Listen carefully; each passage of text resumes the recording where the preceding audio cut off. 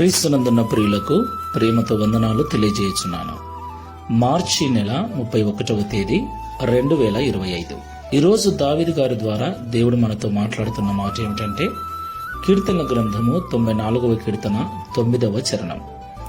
చెవులను కలగజేసిన వాడు వినకుండునా, కంటిని నిర్మించిన వాడు కానకుండునా. ఆమేన్. నా ప్రియమైన సహోదరి సహోదరులారా, ఈ లోకంలో ఉన్న మానవులను దేవుడు నిర్మించాడు. మన తల్లి గర్భములో మనల్ని నిర్మించిన వాడు ఆయనే. మనకు ఏమి కావాలో వినుటకు చెవులను, మాట్లాడుటకు నోటిని, చూచుటకు కంటిని, సమస్త శరీర భాగములను, అంతరింద్రియములను, జ్ఞానేంద్రియములను కలగజేసిన వాడు ఆయనే.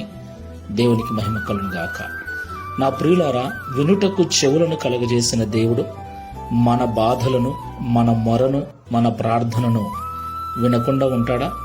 చూడటానికి కళ్ళను మనకు అనుగ్రహించిన దేవుడు మనం పడే బాధ, మనము ఏడ్చే ఏడుపు, మనము కారుస్తున్న కన్నీరు చూడకుండా ఉంటాడా? నా ప్రియులారా, ఆయన తప్పకుండా వినేవాడై ఉన్నాడు, చూచువాడై ఉన్నాడు. దేవునికి మహిమ కలుగును గాక. ఈ మాటలు వింటున్న ప్రియ సహోదరి సహోదరుడా, నువ్వు ఎట్టి పరిస్థితుల్లో ఉన్నావో, ఎలాంటి హీనమైన దీనమైన స్థితిలో బ్రతుకుతూ ఉన్నావో, ఎలాంటి అవసరాలలో, ఎలాంటి బాధలలో ఉన్నావో భయపడొద్దు. మనల్ని కలగజేసిన దేవుడు మనల్ని చూస్తూ ఉన్నవాడు, మన బాధలు వింటూ ఉన్నవాడు. మానక దివారాత్రములు ఆయనకు మొరపెట్టు, నిజముగా మొరపెట్టు.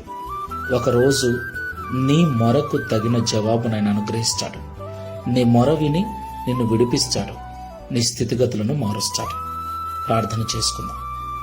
ప్రేమ స్వరూపుడమైన తండ్రి, పరిశుద్ధమైన ప్రభువా, మీకు వందనాలు చెల్లిస్తున్నా. వినుట Download ShareChat.